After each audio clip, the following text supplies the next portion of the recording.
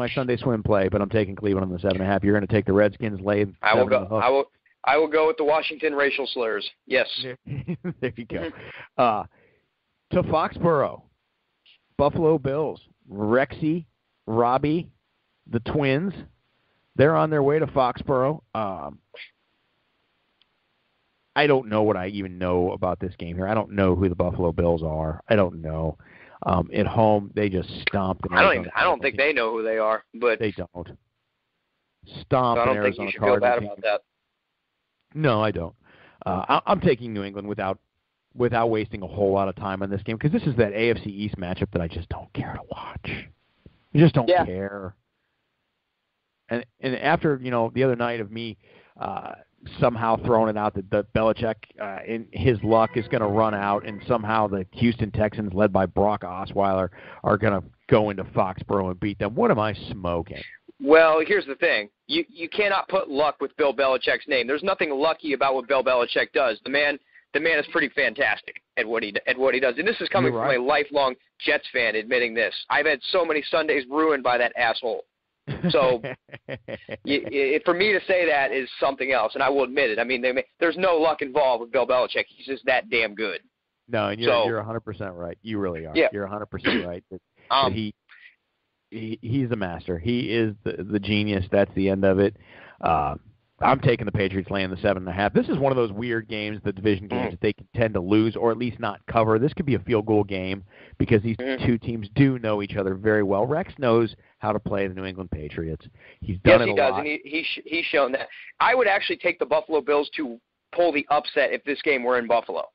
But since this game is in New England, in Foxborough, I'm going to take the Patriots to win, but I'm going to take the Buffalo Bills to cover at 7.5. You know what? I'm with you. And I like that we can have some polar opposite discussions here, but I gotta take Buffalo in the points. I have to. There's too many points. It's too many points. If New England blows them out, they blow them out. But it's just too many points for a division game early in the season. I'm gonna say New England probably wins this game 23-16. But Buffalo sneaks into the cover. So here's your boys right now. They got a home game, which is much needed. A little home cooking is some much needed relief for the New York Jets. They've got the Seattle Seahawks coming to town. I don't know that Seattle is look, they're notoriously a slow starter. Okay. I made a deal with myself. I'm not picking last week I rolled with the Jets. This week I'm not. I'm not going to pick them anymore, and I'm going to hope it has some reverse effect on it. I'm not picking them. It won't. Thought of probably not. But one can only hope, right? Fitzpatrick, man, I do not like this matchup against this defense, who just knows how to go get the ball. They know how to bother quarterbacks. I don't like his decision making. I can tell you what, I'd give him my math homework any day, but I wouldn't give him my playbook. He seems to know how to solve any kind of quantum physics or whatever the hell that is. But I can tell you one thing: he sure as hell can't read a defense sometimes. And that scares me against this defense, especially one that just knows how to go get the ball and how to bother quarterbacks. So I say the Hawks come in there, with Fitzy turning the ball over, and I don't see any signs that, he's not going to do so. I'm going to roll with the Hawks to win this game. Okay. Seattle, and they're laying 2, so you're laying it with the road favorite. It's hard not to. It is just the way the Jets looked last week. We're going to find out what Todd Bowles can put together. But the Jets are a very take it from me, they're a very Jekyll and Hyde team. Very much so. They can come out and NFL any given Sunday, it's all about who's got the better game plan. And Todd Bowles apparently earlier in the week lit a fire under his team's ass. I don't know if that's going to help Ryan Fitzpatrick read defenses any better, but we'll find out. So we're going to find out. I'm going to take the Jets in the 2 at home. I just like the opportunity to win this game by a field goal late. You got a 39.5 point over-under, so you can't really – nobody's expecting this game to be a barn burner. But let's say 16-13 Jets. I like it. I'm on it. Let's move on. I hope so. NFC champion Carolina Panthers.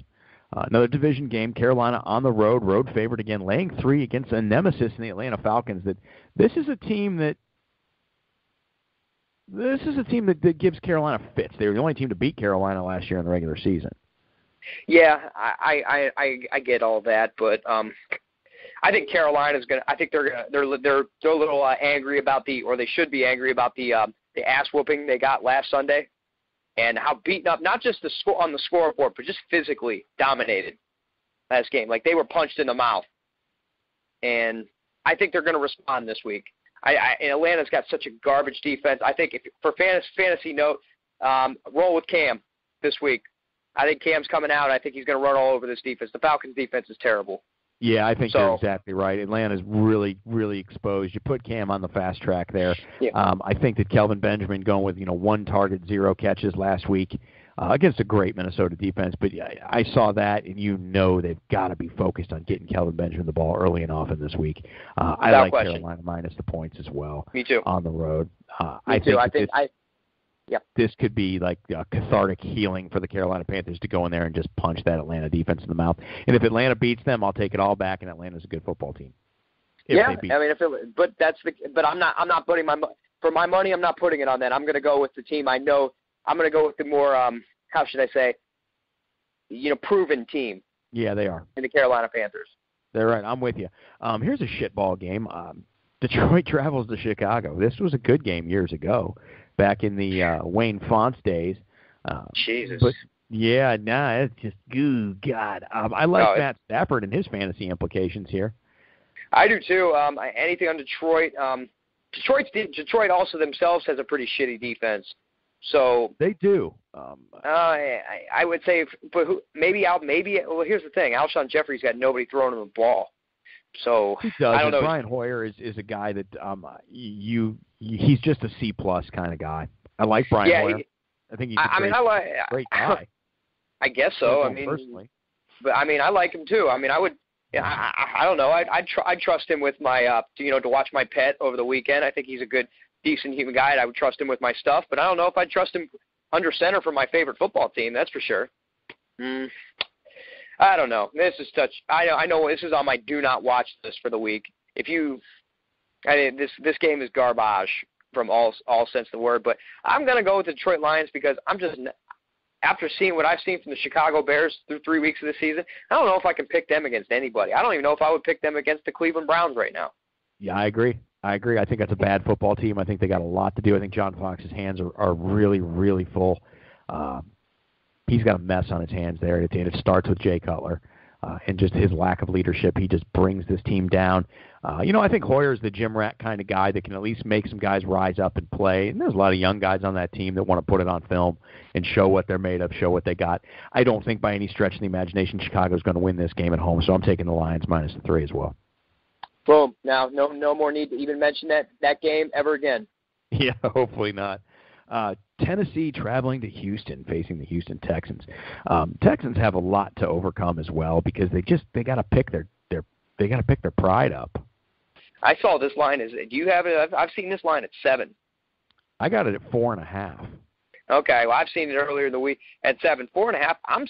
This is the Texans team. This is a wounded duck right here. This is a very vulnerable team. J.J. Watt, your heart and soul, your backbone of your team is out, indefinitely gone. Jadeveon Clowney. I think we're ready to call Jadeveon Clowney a bust. Yep. I think we're ready for. I think we're ready for that.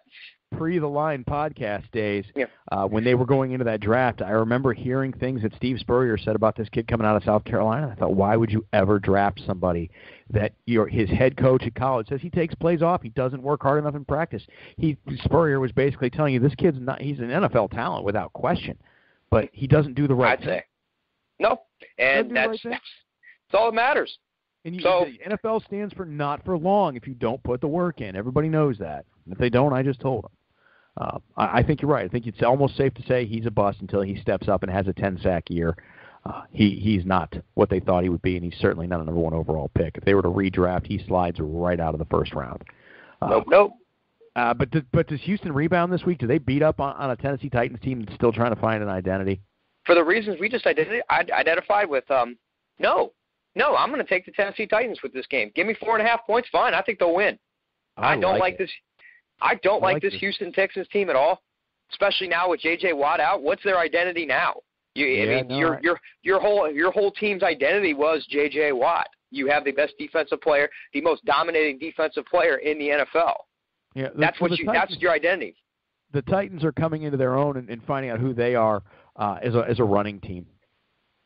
This is the team that can beat you up on the ground. DeMarco Murray's a very good running back. He's very good. Yeah. He was used completely incorrectly by Chip Kelly. This guy's a good player. I think Derrick Henry's going to be a pretty good player as well. So yeah, I like he sure was a horse at Alabama. Certainly was. I like what Tennessee's able to do. I think they're going to go at Houston quick, fast, and hit them in the mouth. And Houston's got a lot to prove. They got something, but I'm taking the Titans in the 4.5 points too. I think they're demoralized. I'm there demoralized. I don't, and this is one of those games where I think there's two people that need a wake up call. It's like, hey Brock, hey bro, see that big fucking check that we gave you? It's time for you to earn it. No kidding. It's time for you to earn that money. Titans defense it's not great, but it's not a joke. Dick LeBeau is a Hall of Famer as a player. If he could get in twice, he would get in as a coach as well. This guy's been around the block a time or two, and 2 more times after that. He's a great big fan. I'm a big fan of Dick LeBeau. Blue collar, meat and potatoes, tough guy, always with tough-minded defenses. Hey, yeah, he really does. He always puts together a real nice system. So I'm taking Tennessee in the 4.5 with you. Just don't have him be your head coach. Ask people down in the Queen City. Yeah, it's just not for him. He's a coordinator, and we find these things out. Norv Turner, be a coordinator, call plays, don't do the other things.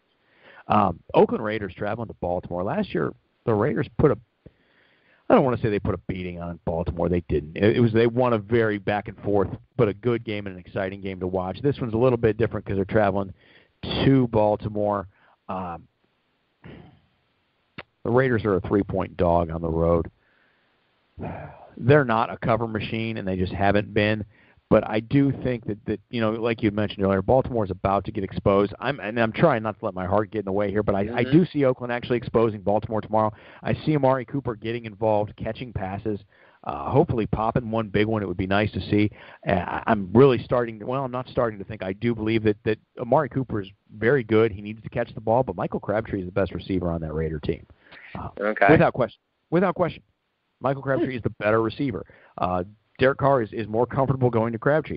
These guys are going to be on 2 decent corners, which Baltimore's secondary really struggled last year.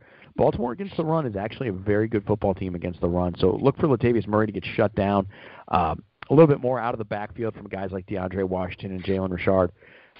I'm taking the Raiders in 3 because I don't want to go any other direction. Homer call. I tell you what, brother. That Meatloaf song is just playing in my head right now. You took the words right out of my mouth. Yeah, I tell you what, man. Just win, baby. This is the game. Come on, Raiders. Do it for me. Joey Peeps has been on the record just talking trash, saying how overrated Baltimore is. They're not as good as their record shows. This is the game where the world needs to know. Let's go, Raiders. Taking them. Yeah, I certainly hope so. So Joey Peeps is taking the Raiders in the 3 as well.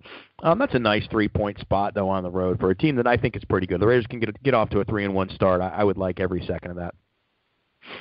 Over-under's at 46 in that game. I think that game shatters that over. I really do. Last week between them and Tennessee, they only put up 27 points. I think you're going to see a little bit more of that. Flacco might have a decent day. David Amerson on one side of the Raiders is much, much better than Sean Smith. We'll see. I look for Steve Smith to have an interesting day too, so it'll be a fun one. The 4:00 game that really intrigues me, believe it or not, is the Denver Broncos coming all the way across the world to play the Buccaneers. Tampa's coming off a bad home loss last week to a Rams team that isn't as bad as we think they are. They're not very good, but they're not as bad as you think they are. They're starting to come into their own as a defense, at least. Winston was kind of sloppy with the football, made mistakes. Tampa's a 3-point dog at home. I am under no circumstance taking the Tampa Bay Buccaneers here. This is the one where you got to have some serious balls to take the Buccaneers in the 3 points. If Trevor Siemian shows up a little bit, Denver wins this game by 7. Yeah, I tend to agree with you, man. I can. This is tough, kind of. I just can't pick the Tampa. I can't fathom taking the Tampa Bay Buccaneers. I don't care where they're playing. They can be playing on the moon. I mean, I just it doesn't matter. I mean, I cannot fathom taking the Tampa Bay Buccaneers to beat the Denver Broncos. I just can't do it. I can't do it. That Denver defense is way too good. Winston really struggled with the front 4 last week. Greg Williams, Rams defense shifted around. They made a lot of movement. They had Winston not seeing things the way he needed to. A lot of checkdowns, a lot of underneath stuff to Charles Sims. I think he's